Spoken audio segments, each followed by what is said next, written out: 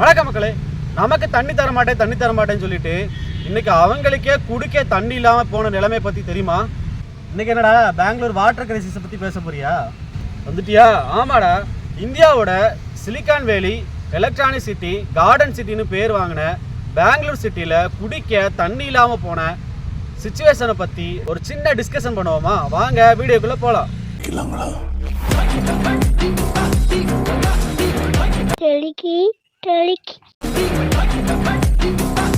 இந்தியாவில் உள்ள மிகப்பெரிய நகரங்கள்ல பெங்களூர் சிட்டியும் ஒன்று.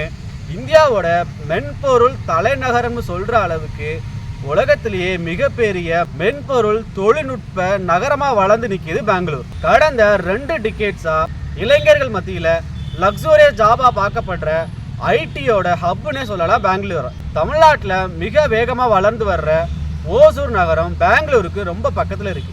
மேலும் பெங்களூரோட காலநிலை வருஷத்துல எல்லா நாளும் மிதமானதாக தான் இருக்கும். இந்த காரணங்கள்னால தான் பெங்களூர் இந்தியாவிலேயே மிக வேகமா வளரக்கூடிய நகரங்கள்ல ஒன்றா இருக்கு. என்னதான் பெங்களூரோட டிராஃபிக் ரொம்ப மோசமா இருந்தாலும் அது பெங்களூரோட நகரமயமாதலை குறைக்கவே இல்லை. தற்போதைய நிலையில பெங்களூருடைய மக்கள் தொகை சுமார் 1.5 கோடியா இருக்கணும்னு கருதப்படுது. ஏய், என்ன நம்ம கதை சொல்லிட்டு இருக்கான் பாரு, தண்ணி பிரச்சனைக்கு வாடா. இவன் வேற வெயிட் பண்றா.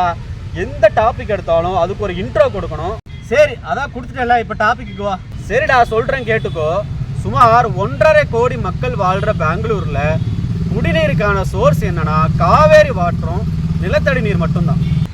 ரெண்டுமே ஒரே நேரத்துல கால வாரினதுனால இப்போ பெங்களூர் டே டு டே லைஃபுக்கு தண்ணி இல்லாம திண்டாடுது.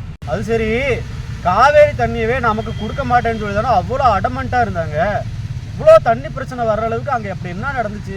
பெங்களூர்ல மிக வேகமாக நடந்த நகரமயமாதல்ல திட்டமிடப்படாத ஒரு விஷயம், நகரத்தின் பெரும்பாலான தரைப்பகுதி கான்கிரீட் மற்றும் மற்ற சில முறைகள்னால மூடப்பட்டுருச்சு. இதனால பெய்கிற மழை நீர் மொத்தமும் நிலத்துல உறிஞ்சப்படாம நிலத்தடி நீர் மட்டம் உயர்வதற்கான வாய்ப்பே இல்லாம போச்சு.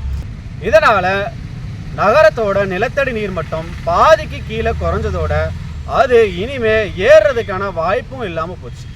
அதே நேரம் குறைவான மழைப்பொழிவு காரணத்தினால காவிரியில இருந்தும் போதுமான அளவு தண்ணி கிடைக்காததும் பிரச்சனைய முத்த வச்சிருச்சு. அப்போ இது மட்டும்தான் காரணமா? அது மட்டும் இல்லடா, அதிகப்படியான தண்ணீர் நுகர்வும் இதுக்கு ஒரு காரணமா இருக்கலாம். அது என்ன, கொஞ்சம் தெளிவா சொல்லு பாப்போம். போதிய விழிப்புணர்வு இல்லாம தேவைக்கு அதிகமா தண்ணீரை பயன்படுத்துவது ஒரு காரணம். மேலும் எல் நினோ போன்ற பருவகால மாற்றத்தினால கடந்த சில காலங்களா வெப்பநிலை உயர்வும் தண்ணீர் நுகர்வுக்கு காரணமா இருந்துச்சு. இப்படி எல்லா காரணிகளும் ஒன்னா மொத்தமா சேர்ந்ததுனால தான் பெங்களூரோட தண்ணி தட்டுப்பாட்டுக்கு காரணமா இருக்கு. அது சரி, இது மாதிரி முன்னாடி எதுவும் நடந்திருக்கா? ஏன் இல்லை, சென்னை அடிக்கடி வெள்ளத்துல பாதிக்கப்படுறது மாதிரி தண்ணீர் தட்டுப்பாட்டிலையும் பாதிக்கப்பட்டிருக்கு. 2004 காலகட்டத்தில் கூட சென்னையில் இதே மாதிரி தண்ணீர் தட்டுப்பாடு இருந்துச்சு. அந்த சமயத்தில் திருப்பாச்சி படத்தில் கூட ஒரு லைன் வரும், சென்னையில் தண்ணி இல்லை ரொம்ப காலமா அப்படின்னு. இப்போ கூட சமீபத்தில் 2019 கூட சென்னை இதே மாதிரி ஒரு நிலைமையை சந்திச்சிச்சு. ஆல்மோஸ்ட் 0 டேங்கிற ஸ்டேட்டஸ் கூட போச்சு சென்னை. 0 டேவா? அப்படின்னா அது வேற ஒன்றும் இல்லடா, அந்த நகரத்தில் இருக்கிற எல்லா நீர் ஆதாரமும் முழுசாக காலி ஆகிற நிலையை தான் 0 டேன்னு சொல்கிறோம்.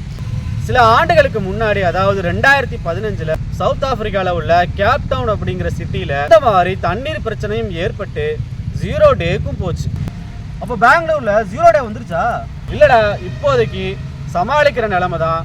துரித நடவடிக்கை எடுத்தால் மட்டும்தான் நிலைமையை ஓரளவுக்கு கட்டுக்குள்ள கொண்டு வர முடியும். இப்போதைக்கு எப்படி சமாளிக்கிறது? இப்போதைக்கு தண்ணீர் நுகர்வு குறித்து தீவிர விழிப்புணர்வு தேவை.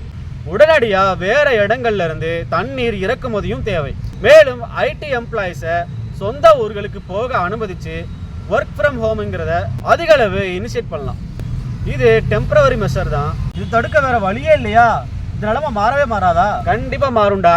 எக்ஸாம்பிளா பெங்களூரே எடுத்துக்கோ. இன்னும் அதிகபட்சம் ஒரே மாசம் மட்டும்தான் இந்த நிலைமையை சமாளிச்சா மே மாச கடைசியில தென்மேற்கு பருவமழை தொடங்கிடும்.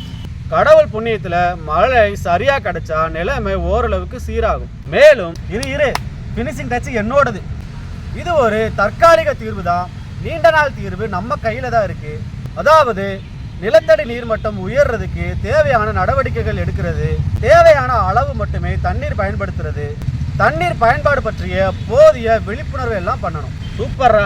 சரி, வீடியோவை நானே முடிக்கிறேன். இந்த வீடியோ பிடிச்சிருந்துச்சுன்னா லைக் பண்ணுங்க, கமெண்ட் பண்ணுங்க, நம்ம சேனலை சப்ஸ்கிரைப் பண்ணுங்க. அடுத்த வீடியோல பார்க்கலாம். நன்றி. லைக் பண்ணுங்க, ஷேர் பண்ணுங்க, கமெண்ட் பண்ணுங்க, மறக்காம சப்ஸ்கிரைப் பண்ணுங்க.